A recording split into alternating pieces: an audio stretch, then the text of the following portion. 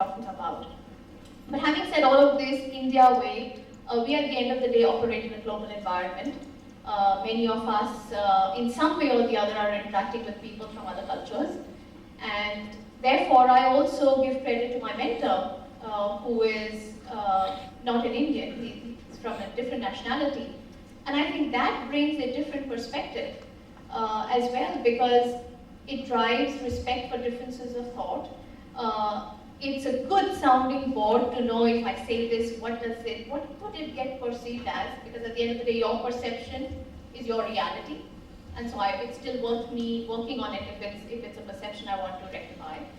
And so I think having a mentor as well from a different nationality has really shaped who I am. And I actually thank the two of them for making me who I am and the values that the family brings, which is really, this whole thing about fairness, integrity. The pitch I talked about changes, but then there is this whole foundation of the game that just doesn't change. And that whole thing about being fair, working with integrity, respecting diversity, I think has come from there. You could be working in any culture.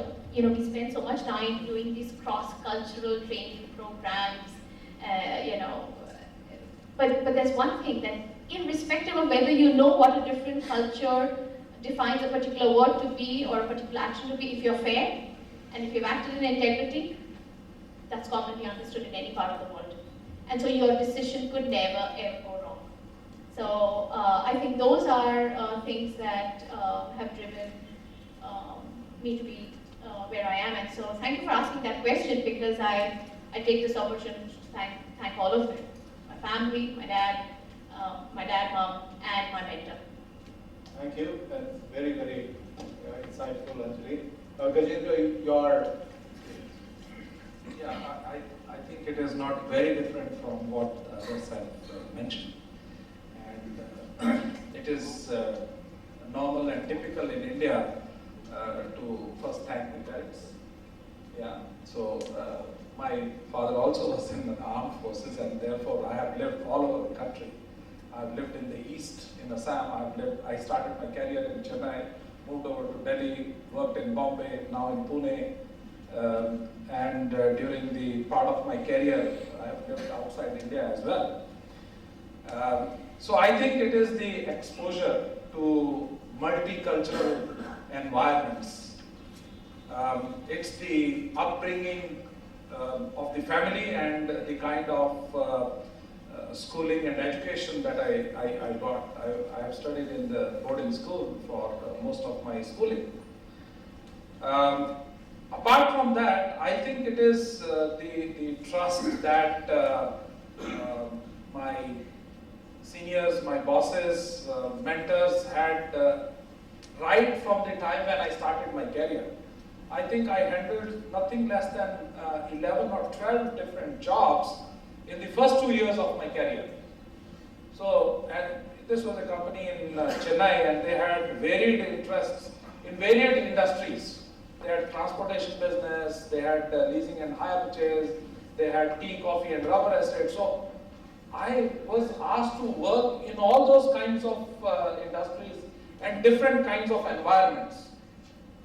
Go there for 2 days and then I end up staying there for 20 days. Yeah, without realizing that when I was sent, that it's not a 2 days job, but it's a 20 days job. In one of the branch offices, the branch manager was fired. I was a trainee that time. And the CEO calls up and says, you tonight, please leave for Coimbatore and take over that branch office, because that branch, there's something happened in the branch. Branch manager has been asked to go, so you go and take over tomorrow morning. I think it is those opportunities or those experiences which have shaped my whatever I have developed in my professional career. And the same thing happened. I was in Germany. I was sent for 5 years of deputation to work on certain projects in the global headquarters. As Indians would normally do it, har kaam jaldi mein. So I finished it in less than 3 years' time, and then I asked my boss, can I go to an operational unit, because enough of a headquarter job. I said, okay, I'll try to work out. And then there was a project which came up to be sent to US. And that was a 1-year project. So I said, I'll go, no problem. So he said, then what do you want? After that, I want to go back to India. So I think it is the trust and it is the kind of waters that you are thrown in. And it's not that bosses always have trust in you. What can go wrong? Somebody else will do this job, let him do that job or let her do that job. Because at various points in time I have asked those managers or those bosses, why did you select me to go there, or why was I chosen to do that kind of project? They said, if somebody else could do it, you could also do it. And since you have the background of working in various kinds of industries, companies, countries, societies, so we said that why not we send you. And the kind of perspective that I was able to bring because of all that diverse experiences, I think that helped a lot in shaping my professional career. Terrific, very insightful, Vinod.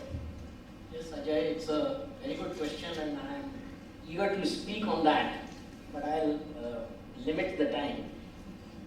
The upbringing, yes, parents are there.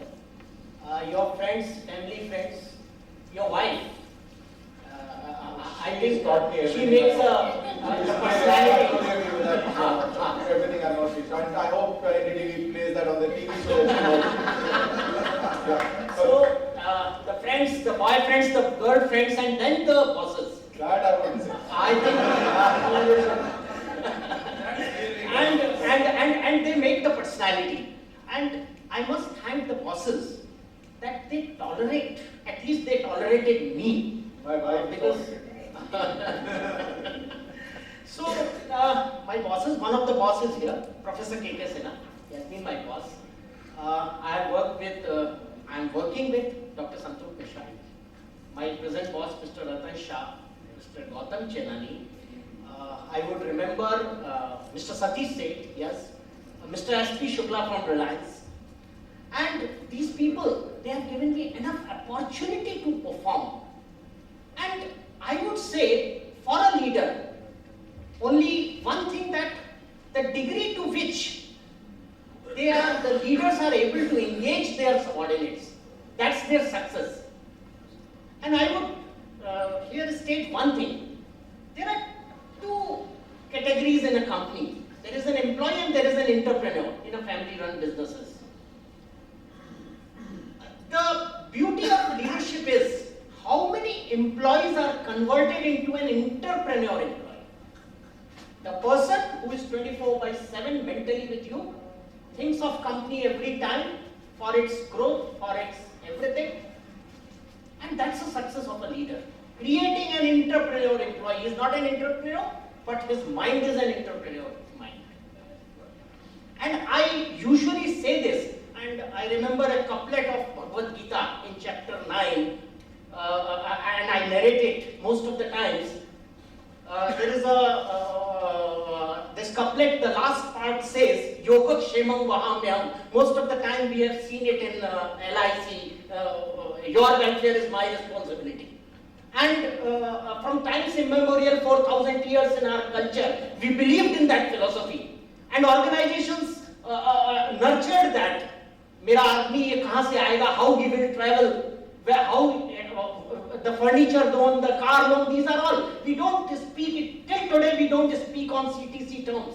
We still care for it, that what will be the HRA, whether he will be shifted, how we will compensate that. So I am stressing on that point that yes, your welfare is my responsibility, but there is a condition. There is a condition. The condition is sustained performance. That couplet goes, and it will take half a second. Ananyas chintayanto mam ye jana paryupasate tesham nityabhiyuktanam yogakshemam vahamyam. This is the complete question. This is in chapter 9. And it says, even the God expects that when you will think of me continuously, then I'll take your responsibility of your welfare. And I say, in a company, if you will think of company that much, company will take care of your welfare, and that's engagement.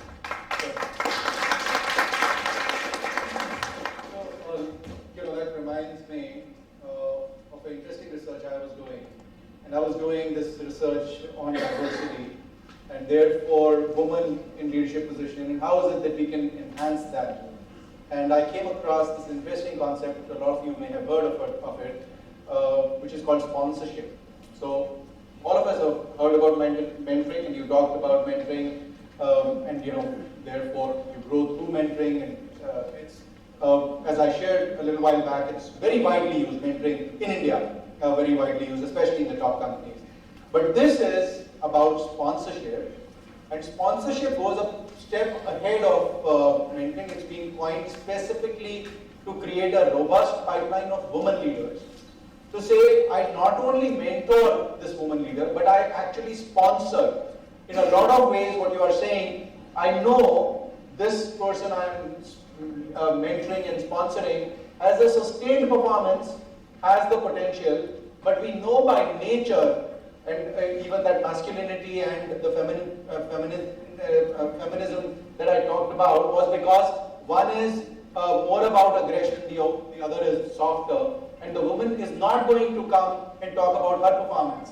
And therefore you need a sponsor in the system who will do welfare and take that responsibility of the welfare. So in the modern practices, that sponsorship is what you actually very well articulated as actually foundation of our culture itself. So that was tremendous. So if I was to summarize what we just discussed in terms of how to build those futuristic competencies, I think pretty much three things we talked about.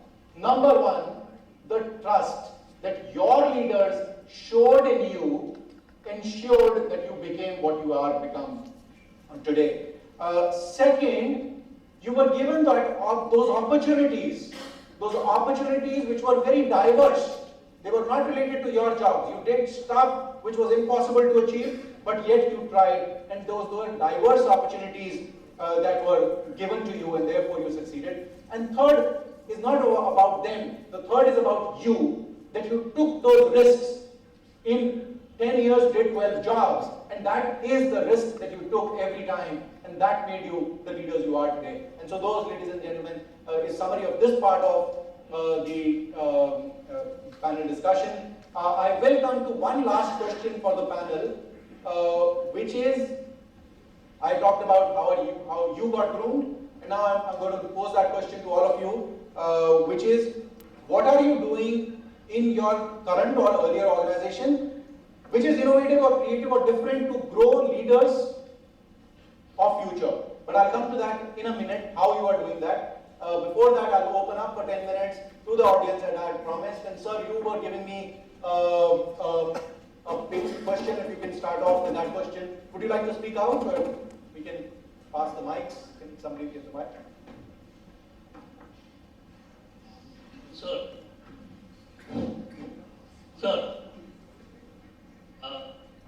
our friend, the head side, has already mentioned part of it, that if you train somebody, he becomes an entrepreneur. And he will compete with you. Please. There's nothing you can do about that. What I am doing is slightly lower level. If you train your employee very well, headhunters take him away. Now, what are you to do with it? Do you train him only in a narrow slot? As I found in the 70s and 80s, I was in USA, and they were training people in the computer technology only for the narrow slot in which their employee was actually working. They had big course, 3 top and 3 boots, or 2 more lower down. But then did not want the training institute to teach him those 3 tops and 2 lower down, only that one specific out of the 6. They were restricted to that. Now, what you are mentioning is, this is a big, how shall I say, task, not an easy task, but still, if you have a very good company and are not very keen on making money, you get your employees trained to the full extent. Now, that is counterproductive, apparently. How do you manage that? Can I take this? Oh, of course. The specific question you asked, if you create entrepreneurs or if you create trained employees, then headhunters, some of them I can see them here, they pick them up. Being in Pune, who are the headhunters sitting over here. The best definition I have heard for an entrepreneur is like Roosevelt, who once said, the best entrepreneur is the one who chooses the right kind of people to do the right kind of job and do not meddle with them while they do it.